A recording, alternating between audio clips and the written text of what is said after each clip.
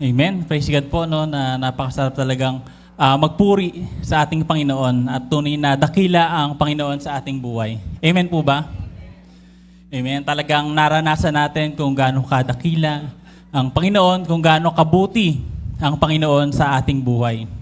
Sa bawat araw, talagang makikita natin na tayo ay pinagpapala ng ating Panginoon. Sa buhay pa lang na pinagkaloob niya sa atin, di ba? Talagang napakasarap magpasalamat sa Panginoon sa araw-araw. Di ba? Kung yun lagi ang nating titingnan, ano pa ba yung gagawin natin para sa Lord, di ba? Kung alam natin na talagang napakadakila ng Panginoon sa buhay natin, wait lang po, pantayin ko lang, medyo pantay sa paningin ko. Ayan. Amen. Talagang pagka naranasan natin kung gaano kabuti ang Panginoon sa ating buhay, ano ba yung gagawin natin? Di ba? Pagka ang tao mabuti sa atin, ano yung ginagawa natin sa kanila? Ba, tinutulungan natin, nagiging mabuti tayo sa kanila. At lalo na sa ibang mga bagay, tumutulong tayo. Yun yung mga ginagawa natin para sa ating Panginoon. At kung gagawin din natin sa tao, ganoon din yung gagawin natin. At, ayan. Sige po, sa pagpapatuloy natin ng ating mensahe sa araw na ito. So, nabanggit din ni Pastor kanina sa ating GC.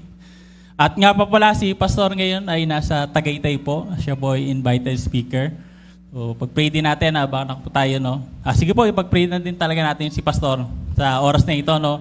Kasi po, si Pastor po ay, kung hindi po alam ng iba, ay galing po ng Pangasinan. So, nung ano pa po siya nandun, nung Thursday, ata. So, tuloy-tuloy na gawain, crusade, hanggang kagabi. Tapos, madaling araw na po nakauwi ang ating pastor. Tapos, umuwi lang, tapos diretso na po ng Tagaytay. So, nakakapagod po, no? Nakakapagod. Pero sa biyaya ng ating Panginoon, no? Ang Lord ang magbibigay ng lakas kay pastor sa oras na ito, no? Sige po, pag-pray natin si Pastor. Yes, Sir God, salamat po muli sa araw po na ito at nilalapit po namin sa inyo si Pastor. Lord God, ang aming Pastor, patuloy na pagpalain niyo po siya, bigyan niya ng kalakasan, Lord God, sa buong araw po na ito. Sa lahat po ng gagawin po nila, kasama po si Joe, ang kagad ng kanyang buong pamilya, Lord God. Alam ko po na patuloy na kayo magbibigay ng lakas sa kanila physically, spiritually, mentally po, Lord God, at patuloy na ingatan niyo po sila sa buong araw po nito. Salamat po, God, paundalangin sa tanging pangalan ni Jesus. Amen. Amen. So, naalala ko po kasi, no, pagka may nagpe-pray sa atin minsan or pinagpe-pray, di ba minsan, pag-pray mo naman ako, di ba minsan sabihin natin, sige, pagpe-pray kita. Pero hindi natin alam kung pinag-pray ba talaga or hindi, no. Kaya mas maganda na kapag sinabi natin na ipapanalangin, panalangin na natin agad, no, para hindi na natin makalimutan. Yan. So, balik po tayo doon sa ating topic na itinutuloy-tuloy po natin sa series, no, na the pattern of the first century church. No? So, yun po yung muli na binabalikan natin na biblical pattern na tinitingnan natin kung paano ba talaga tayo sasamba sa Lord, kung paano tayo sa harapan ng ating Panginoon, yun yung binabalikan natin. Kasi po sa panahon ngayon, di ba, paiba-iba na, minsan nadadagdagan na ng ibang mga principles, mga ibang gawain, yung natin, yung pananambahan natin. At hindi lang sa pananambahan, kundi sa bawat araw ng buhay natin, yung mga ginagawa natin. Doon natin makikita at malalaman kung ano ba talaga yung gagawin natin. Ayun po, naalala niyo pa po ba yung verse 1 to 7? Yan, naka 1 to 7 na po tayo. May may exam. May exam po tayo ngayon. Yan. Yan, may advantage po talaga, no, pagka merong sulat, merong notes. Pagka meron tayong notes, no, talagang napakalaking bagay na pagbabalikan natin, ay madali nating mababalikan ang salita ng ating Panginoon, no. Pagka nalimutan natin yung last week or yung mga nakarang linggo, meron tayong babalikan at sigurado na nandun yun, no. Unlike sa isip natin, minsan nalilimutan natin agad yung mga salita na pakinggan natin. So, balikan po natin. So, una po ay ang being. Yan, wala dyan. So, being po, ano yung pagiging natin sa harap ng ating Panginoon. At ang waiting, yan, pangalawa po. Sino na po ba ang naghintay? At naghihintay pa hanggang ngayon ng prayer. Yan, amen po ba? Meron po ba kayong inihintay? Inihintay na dumating? Dumating sa ating buhay. Yan. Waiting, so yun po yung pangalawa natin. At ang pangatlo po ay ang uniting. Yan, uniting. Nagkakaisa po ba tayo? Amen. No? Talagang nagkakaisa tayo na sumasamba sa ating Panginoon. Yan. At ang pangalawa po ay ang infilling. Yan. Napuspos ba tayo ng Banal na Espiritu? No? Nasa ba natin? So yun po yung pang-apat at ang panglima ay ang testifying. Yan. Nandiyan na po ba? Yan, wala pa. Testifying, yun po yung panglima natin. At ang pang-anim ay preaching. Yan. So hindi naman po kailangan na maging pastor, paging leader para mag-share ng Word of God.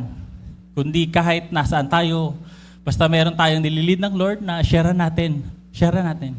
Kahit nasa simpleng sa Bible verse na makikita natin, na alam natin. No? So preaching at ang sumunod po ay ang baptizing.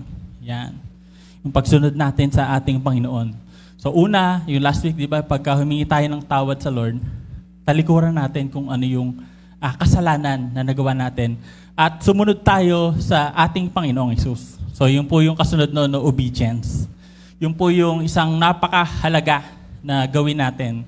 Kasi mababaliwala po, di ba, kung yung mga pinag-aaralan natin, yung mga nakikinig na, naririnig natin kung hindi naman tayo susunod. Yun yung pinakamahirap na part na, no? Kasi ang daling pakinggan na marinig yung salita ng Lord. Ang daling sabihin na, sige, gagawin ko yan. Di ba? Napakadali po na sabihin na gagawin ko yan. Parang sinasabi lang natin, di ba? Sige, papunta na ako. Napakadali, di ba? Pero nung pala, naliligo pa lang. So kung sinabi natin, gawin natin. Kung sinabi natin na tatalikod tayo sa kasalanan, gawin natin. Sinabi natin na maglilingkod tayo sa Lord, gawin natin. Gawin natin kung ano yung sinasabi ng Panginoon na gawin dapat natin. At ngayon po ay nasa pang-8 na po tayo na sa ating series. No? Alam ko po nasa 13 ito, nasa pang-8 na po tayo.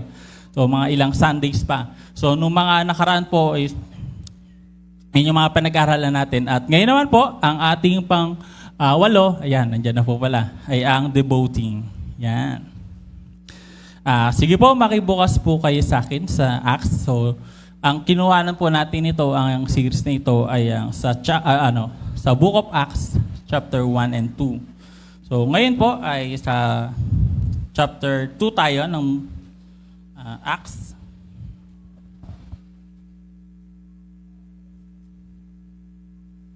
Yan, sige po, kung may dala po tayong mga Bible, buksan po natin. At ugaliin din talaga natin na magdala tayo ng sarili nating Biblia. Yan. Sa Acts chapter 2, verse 42. Yan, ito pong verse na to ay daming beses na natin na napakinggan. So sa mga nakarang Sunday, alam ko po na talakay din natin to, ang verse na to. Pero sabi nga po, no, so sa bawat pagbasa natin ng salita ng Lord, ay iba-iba yung matututunan natin. Marami tayong matututunan sa salita ng ating Panginoon. At sige po, sa Acts chapter 2, verse 42. No?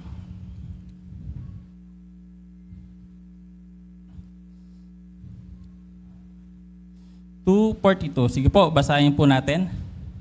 Sa 42, inilaan nila ang kanilang mga sarili upang matuto sa turo ng mga apostol.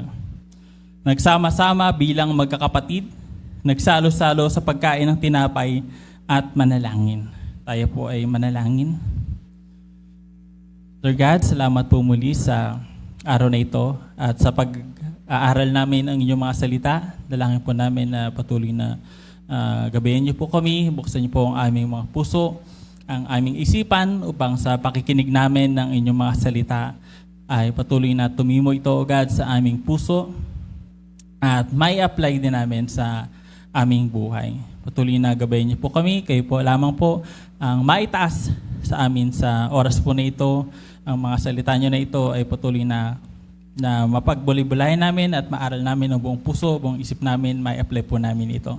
Maraming salamat po, Lord God, at patuloy na pinagkakatiwala namin sa inyo ang gawain po na ito at ang buong araw po na ito. Maraming salamat po, God. Ito pong aming dalangin sa tanging pangalan ng Panginoong Kristo. Amen.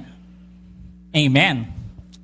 So, mayroon po tayong laging 3 P na sinusundan po natin. No? Yung first is ang pattern, principles, and practices. So, yun po yung sinusundan.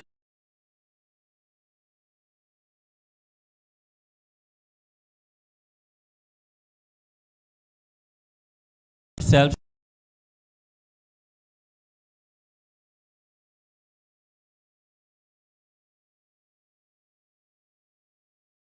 So, yun po yung pinaka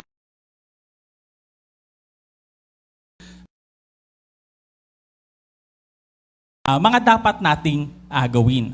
So, sabi nga po, sa una po,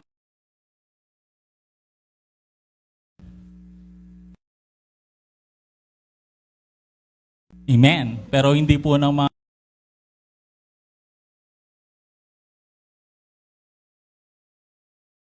that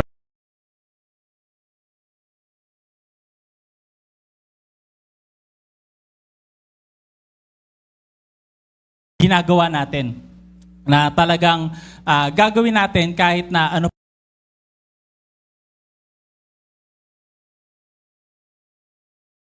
devoted tayo sa ganung bagay. Or every Sunday natin,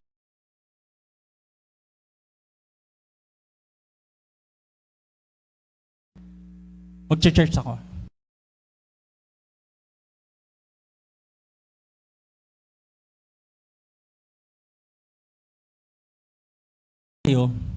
Ganun yung gagawin natin. So, devoted, they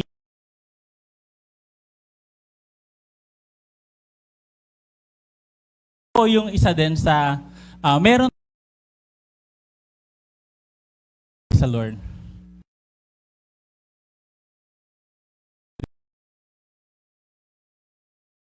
So, meron pong 25.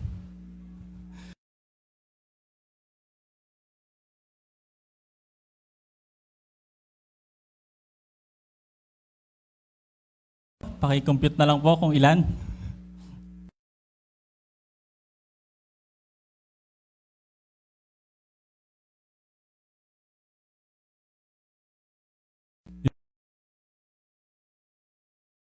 Ang ilalagay yung oras.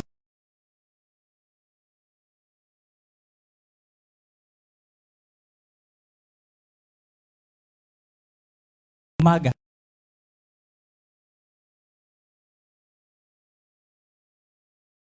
Gawin natin. Di ba? Paulit-ulit natin.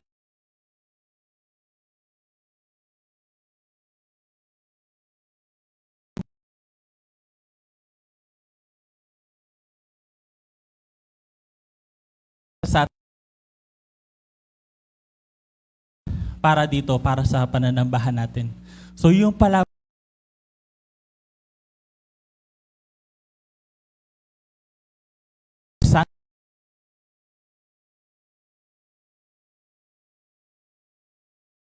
nilalaan na natin yung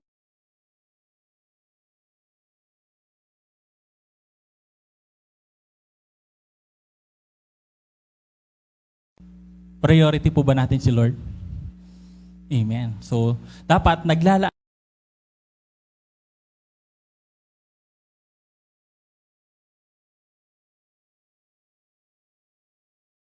araw-araw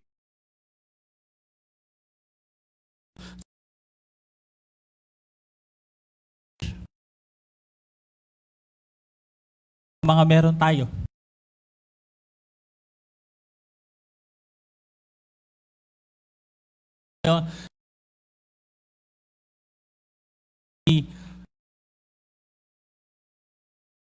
Ibigay, gamitin natin para sa church. Kung tayo yung pinagagay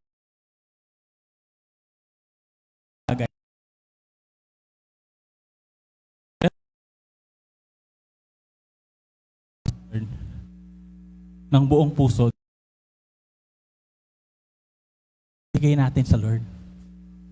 Bigay natin sa ating Panginoong Hesus. Bigay sa Lord. Talagang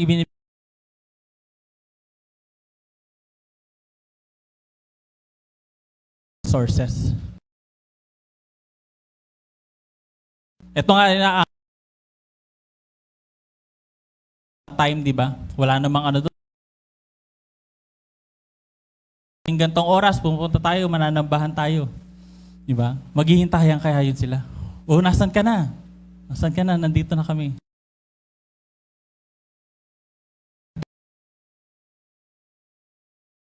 Sila.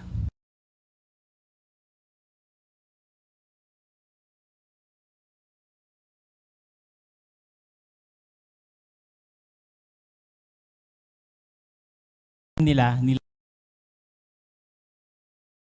So, yun po yung una natin. They devoted themselves to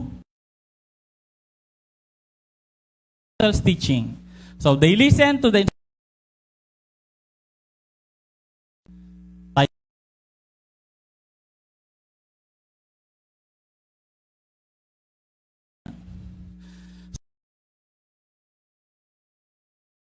So, dapat kagaya sila sa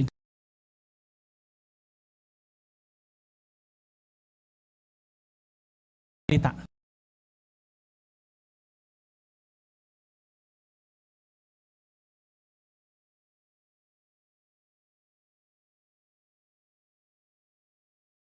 Paano kaya nagkakadindigan yun, no? Paano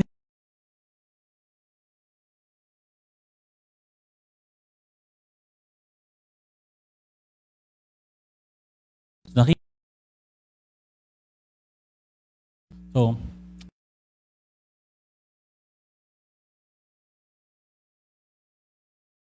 Sunday, kinig, nakaka-distract sa atin habang nakikinig tayo.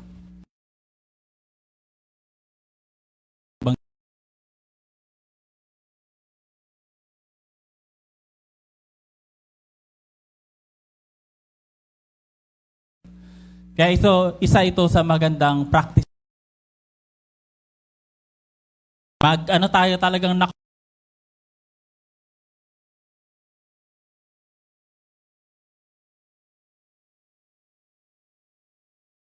gawin natin to na habit.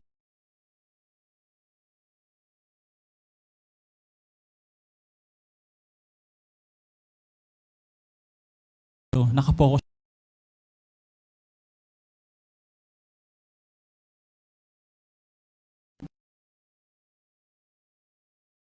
Kung nagamit. Di ba? Parang hindi naman to interesado.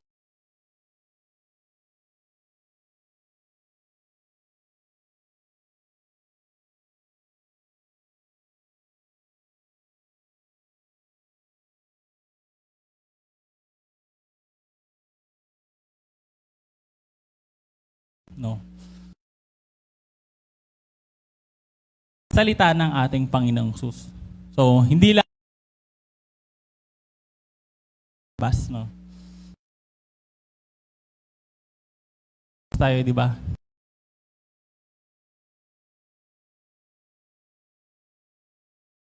Din siya na pinapakinggan siya. Ganon din tayo sa atin, no? Masaya tayo dahil na minsan pagka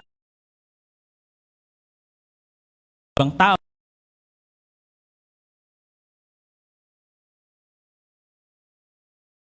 nagsiselfone tayo. Minsan nagkukut-kut na tayo.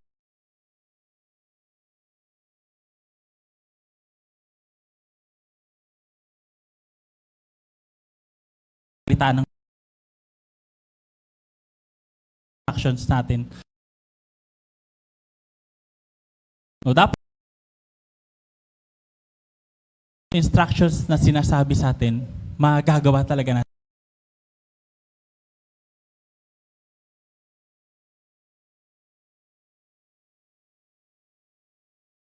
Kasi distracted tayo.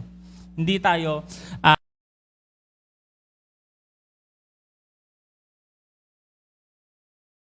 themselves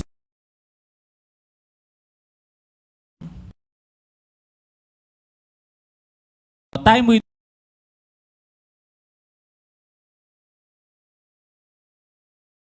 nila. So lagi silang nag-gather to fellowship.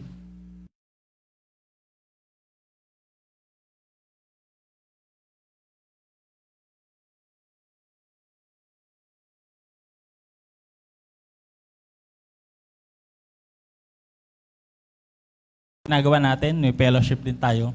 At praise God po, no, talagang kasama natin sa fellowship, no. Hindi lang sa kananayan, katatayan, kundi sa mga kabataan.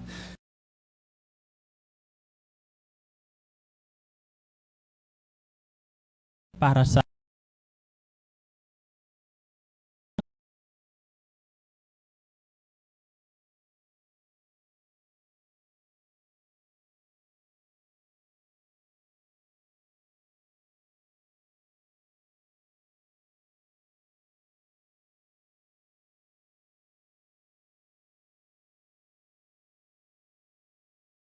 na fellowship natin, na group natin, no, attend tayo. Attend tayo. So masaya po pagka sa Lord.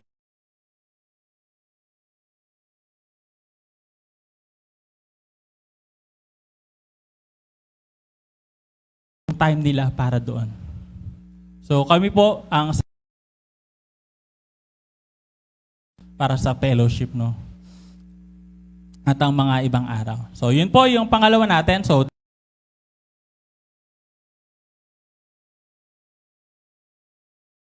sharing of meals. Sino po ba ang mga nakikinig? God.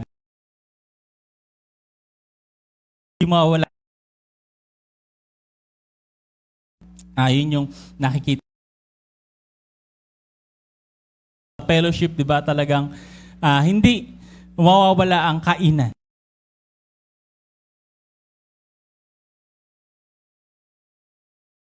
Sharing of meals, no? Yun yung kapag ka merong fellowship, merong kainan. Yan was always part sa ginagawa nila. So, ng natin ang communion or yung breaking of bread na punan. So, yun yung mga ginagawa nila ang Panginoon sa pamamagitan ng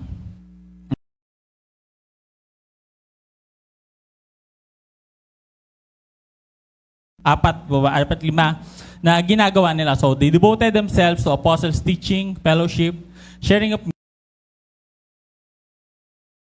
atin ginagawa.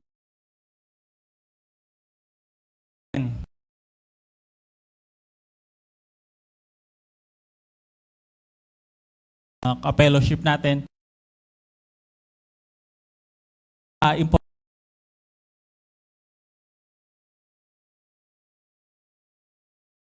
natin makikita minsan o hindi magkakakilala. Tayo dito sa atin magkakakilala. At kasama natin sa ganitong mga gathering is ibahagi ang salita ng Lord or maka-invite din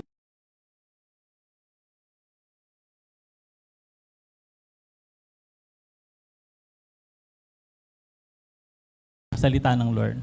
Lalo na kapag merong kainan. Yan. Sino po ba dito ang mabilis ma-invite pagka sinabing kain tayo? O, meron pa.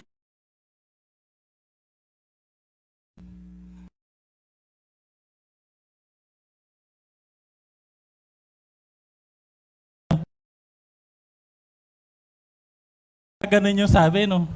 Tara, kape tayo.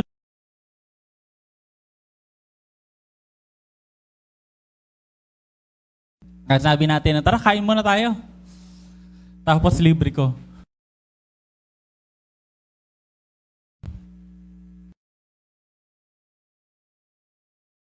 busy ako. Mamaya na lang. Titingnan ko kung wala akong gagawin. Di ba? Isa din yun kapag invite niyan sa fellowship natin. No? So, una, mas madali. Pero kasunod doon,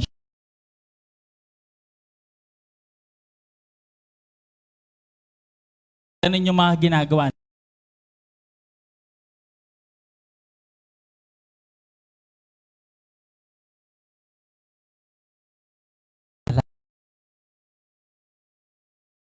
Nila ang mga kids, mga anak nila no sa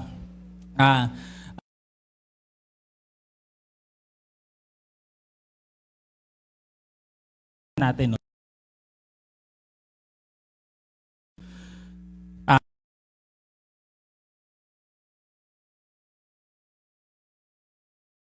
Ito yung pagdating sa fellowship na.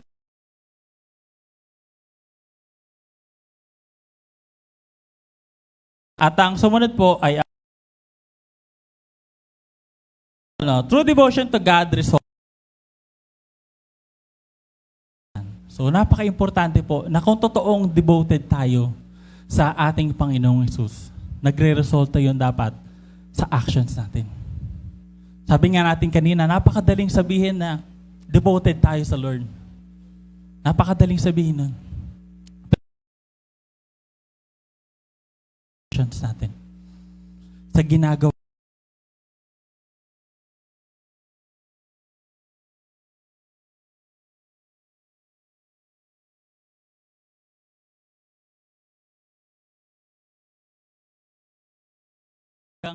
Kahit na napakahirap, no? Kahit napakahirap nung ginagawa nila, nagsasakripisyo sila. So lalo na nasamba natin. Diba? Kung yun yung nakikita natin, dapat mas devoted pa tayo sa ating Panginoon. Makikita sa atin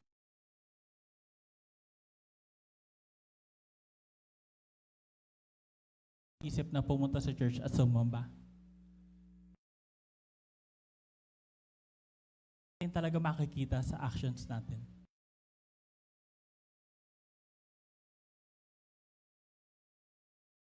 Nung Hesus. Galing langit, nakaakit-akit. People will demonstrate that harvest of souls for the kingdom. So minsan, hindi na natin kailangan mag-share. Pag nakita, minsan tao na yung lalapit. Sila na yung lalapit para mag-join sa atin. Doon natin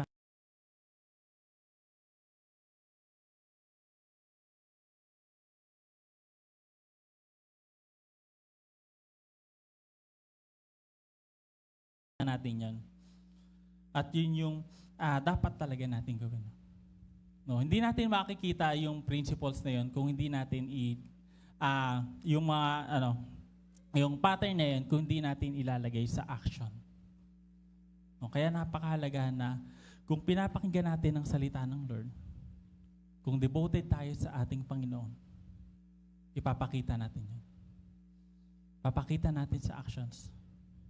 Una, papakita natin na nakikinig tayo ng salita ng Lord. Kasi na-i-apply natin sa buhay natin. Na-apply natin kung ano yung napapakinggan natin. Nakikinig tayo, so mag-join tayo sa fellowship. So dahil devoted tayo, pinapakita natin into actions na uma-attend tayo ng fellowship natin. So unang-una na yung Sunday na worship natin. No? Kung talagang sinusunod natin ng ating Panginoon, ipapakita natin into action. No, nawala nga yun, di ba? Nung nag-pandemic, parang nasanay sila ng online. Pero dapat ibalik natin yung pagsamba natin sa ating Panginoong Hesus. So they devoted themselves to apostles' teaching. Basta nakikinig tayo, ina-apply natin yung salita ng Lord. I-apply talaga natin. Doon natin talaga malalaman kung totoong devoted tayo. Kasi minsan sa salita lang, di ba, marami tayong mga nakikita minsan or mga kilala na sinasabi na Kristiyano sila, nakilala nila si Lord. Pero makikita natin yon kung totoo yon sa kanilang actions, sa kanilang ginagawa. No? So may mga nakakilala din po dati na parang ang galing nila sa Bible. Magaling mag-memory verse, ang daming nilang alam na verse, parang kaya nilang sabihin.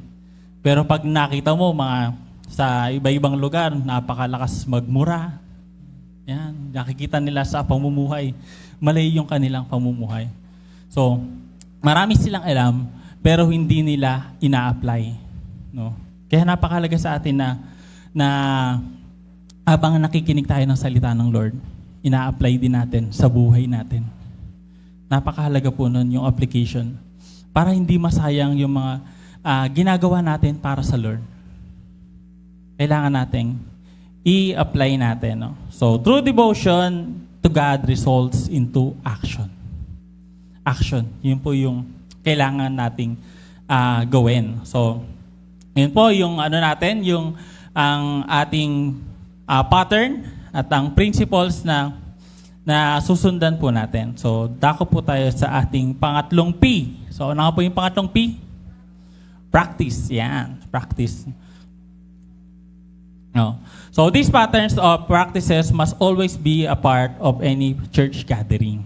So, yan. Dapat makikita sa yung mga practices na to, yung mga patterns na yon, principles na yun, dapat makikita sa gawain natin. So, try nating, pagka magkakaroon talaga tayo ng gawain natin, try nating i-apply yung mga practices na yun. No? Yun yung gagawin natin. So, we need to spending plenty of time devoting ourselves to the fellowship. No, kasi ito yung buhay natin para matuto. No. Minsan hindi naman natin naalala agad pag Sunday, di ba?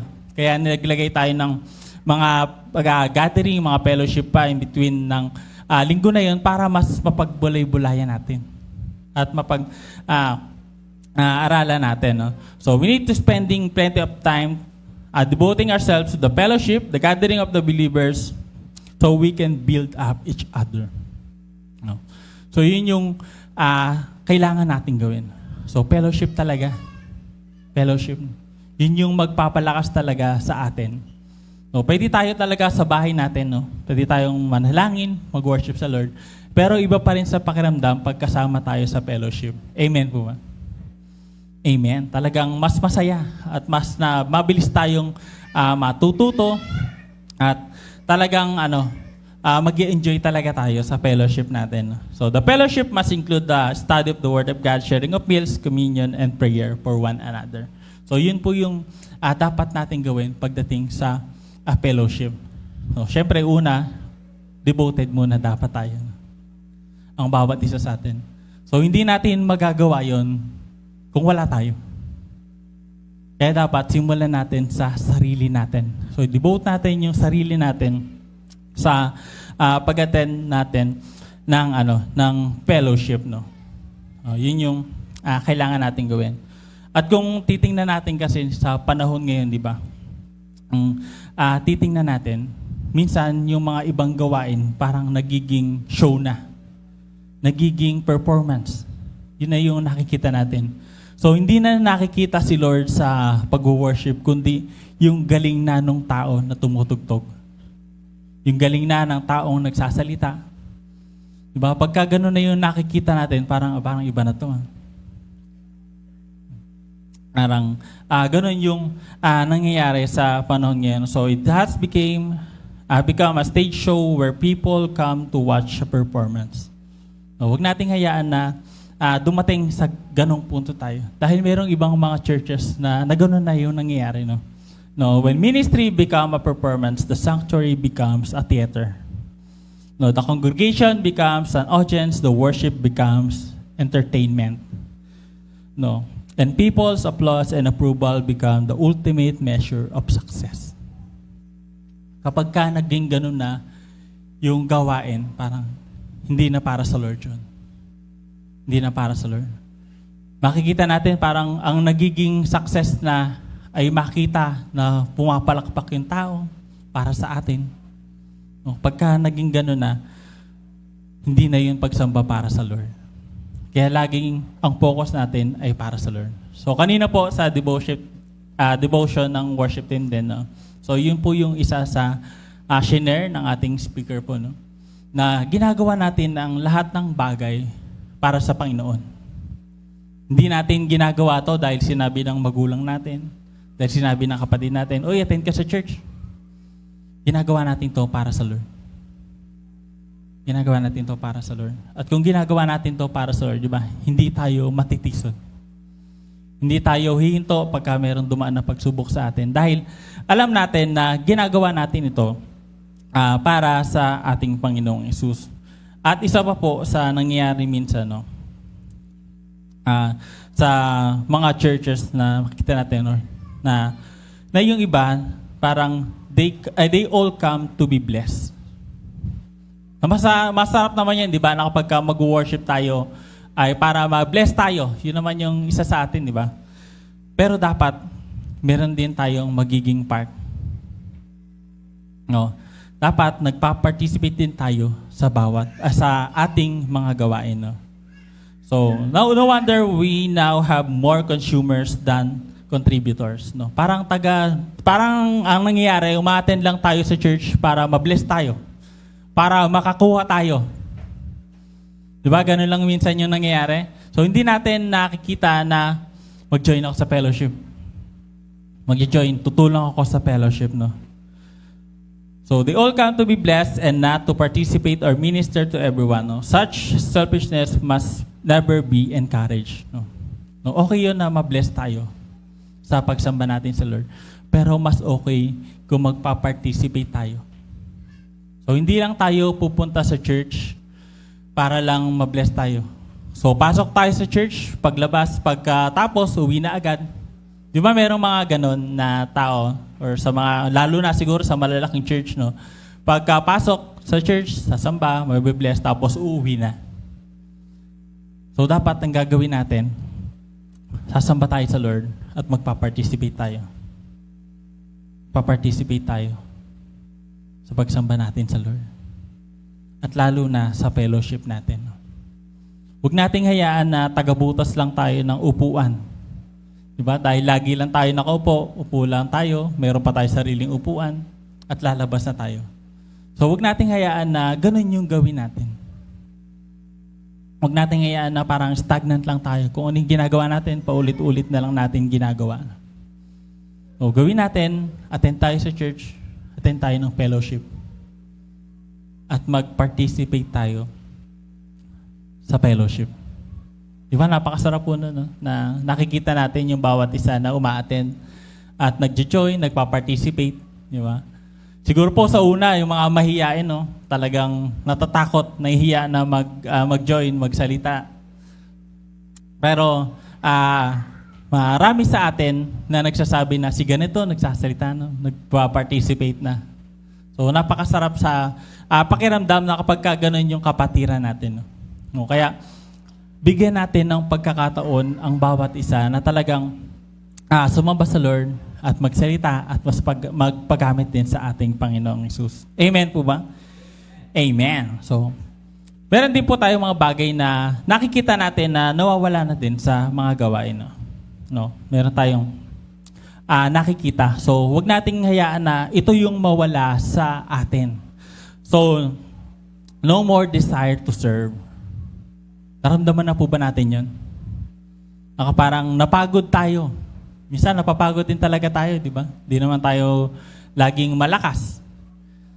So, huwag nating hayaan na magpatuloy na ganun. No, okay lang na mapagod tayo, pero laban ulit, di ba? Sabi nga nila, okay lang sumuko, okay lang huminto, pero huwag susuko. No, yun lang yung kailangan. So today we have a bunch of churchgoers who have prepared to join big crowd and remain undetected. So yun nga, no? And to watch a show rather than to commit themselves to other. No? Wala silang desire talaga na sumamba sa Lord or maglingkod sa pamagitan ng paglilingkod sa pamagitan ng gawain. No, paggawa, no. So ito yung bagay na wag nating hayaan na mawala sa sarili natin, yung desire natin na maglingkod sa Lord. Kaya nga dapat talaga ang lagi nating titingnan ay hindi ang tao, kundi ginagawa natin para sa Lord. Diba? Kung isipin natin na ginagawa natin to para sa Lord, talagang hindi tayo hihinto or hindi tayo mawawalan ng desire para maglingkod sa ating Panginoong Hesus. Amen? Amen. So, no more plain Bible teaching. Ayan. So, alam ko may nabanggit din si Pastor nung mga nakaraan, di ba? Na kapag parang nagiging motivational. Ayan. Merong mga speaker na magiging motivational na lang para preaching of the word with motivational speeches that aims to make one feel more good about themselves. No? Some have turned themselves into clowns, doing funny things to attract audience. No, parang hindi na nagiging biblical. No. Parang nagiging motivational. Parang nililipap na lang yung bawat isa. At hindi na nagiging based sa Bible. At minsan nagiging clown, no? Nagpapatawa na lang para makatch yung attention sa pagtuturo, no. So, wag nating hayaan na mawala din ito sa atin. So, no more meals. So, okay ba tayo doon na walang pagkain?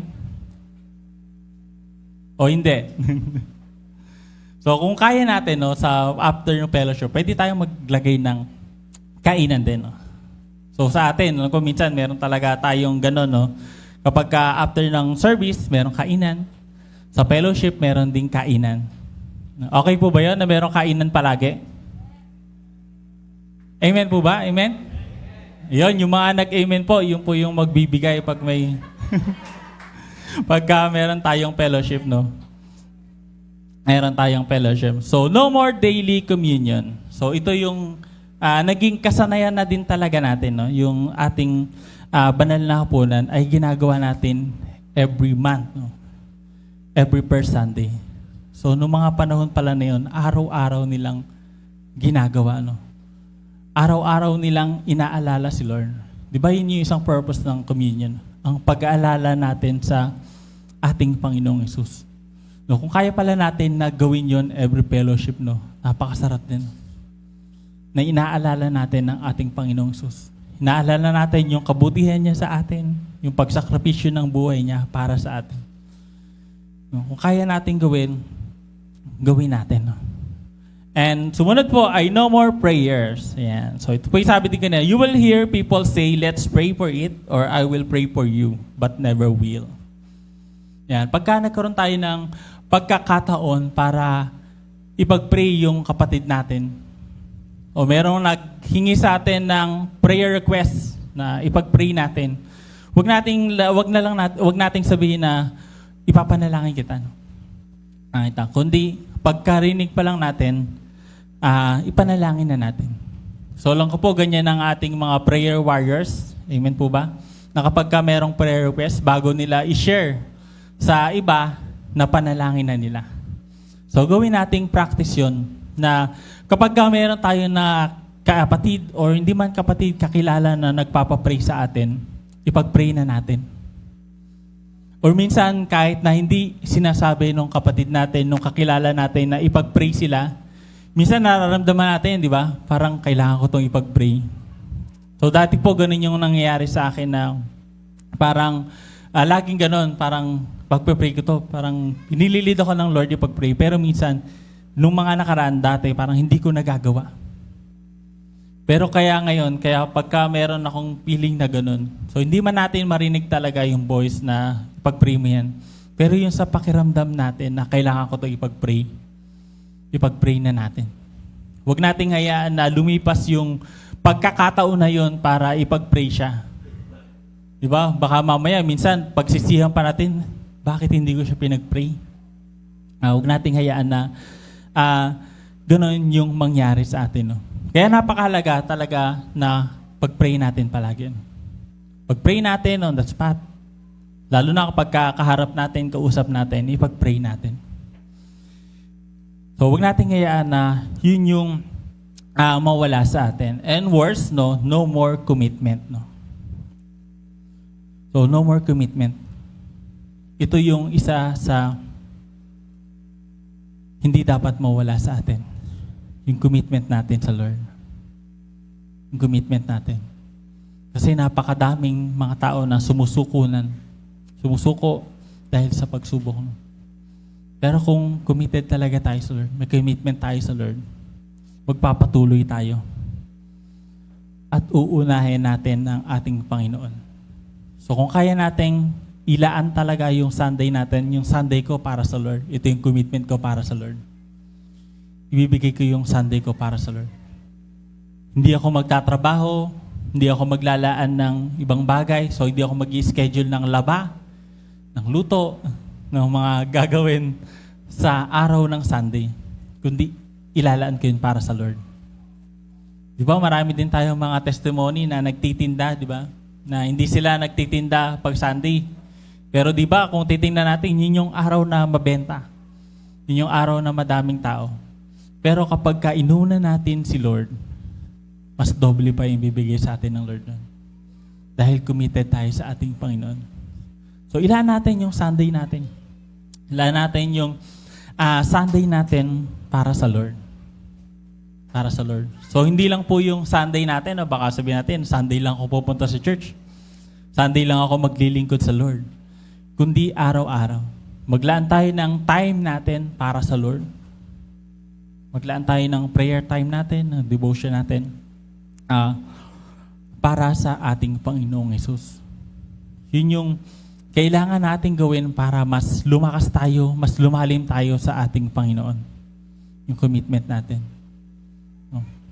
Ang commitment natin sa ating Panginoong Hesus. Yun yung kailangan nating talagang gawin at wag nating hayaan na mawala yon sa atin. Yung commitment natin sa Lord. Kaya habang lumalapit tayo sa Lord, yung commitment natin sa Lord lumalalim yung pananampalataya natin sa Lord, at lalo din nating mararanasan ng Panginoon sa buhay natin. Yun po ba yung gusto natin? Na yung pagpapala ng Lord dumataloy sa atin. Nararanasan natin lagi ang ating Panginoon sa buhay natin. Amen po ba? Amen. So kung gusto natin na maranasan natin ng Lord, maranasan natin yung pagpapala ng Lord, maranasan na kumikilos talaga ang Panginoon sa buhay natin, i-devote natin yung sarili natin. Sa pakikinig ng salita ng Lord at sa fellowship. Yun yung kailangan natin gawin. Yun yung pinaka magpapatibay sa ating relationship sa ating Panginoong Hesus at sa kapatiran natin. So, kaya sa ngayong week po, kung kaya nating talagang umattend tayo ng gawain natin. So, ang mga gawain natin every week, nandyan yung prayer meeting natin, yung prayer warriors, nandyan. At yung gathering natin, fellowship natin ng mga kananayan, katatayan, at kabataan. So, kung kaya natin i-devote yung sarili natin sa fellowship na yon, i-devote natin yung sarili natin. Devoted tayo dapat dun sa gawain natin na yun. Maglaan talaga tayo ng oras para dun. So, isa to talaga sa magpapalakas at magpapatibay sa atin sa pananampalataya natin sa Lord. Amen? Amen? So, yun po yung challenge natin for this week. So, hindi lang po ngayong week, kundi simulan natin ngayong week at magpatuloy tayo sa paglilingkod natin sa ating Panginoong Hesus. So, i-devote natin yung sarili natin unang-una sa Panginoon at sa gawain ng ating Panginoon. Let's pray po. Yes, Sir God, muli maraming salamat po sa oras na ito na muli binigay niyo po, God, sa amin at sa inyong mga salita na napagbulay-bulayan po namin. Dalangin po namin, Lord, na patuloy na may apply namin ito. Ay devote namin, O God, yung sarili namin, unang-una po sa inyo po, Lord God, sa pamagitan ng aming panalangin, ng personal na prayer time namin, na devotion namin, Lord God, at sa pagbabasa, God, ng inyong mga salita. Patuloy na ilagay niyo po ito, God, sa aming mga puso, sa aming buhay, Lord God. Hindi lang sa araw ng linggo, kundi sa bawat araw po, O God, ng aming mga buhay. At ganoon din po, Lord God, ilagay niyo po, God, yung desire sa puso namin na umattend po, O God, ng fellowship pang magpalakasan sa bawat isa at ma-encourage po, O God, na patuloy na maglingkod po, O God, sa inyo. Maraming salamat po, Lord God, at patuloy na may apply namin, O God, ang inyong mga salita na ito. At muli, Lord, patuloy na pinupuri, sinasabu po namin kayo sa kabutihan niyo po, O God, sa aming buhay. Ito po ang aming dalangin sa tanging pangalan ng Panginoong Kristo. Amen.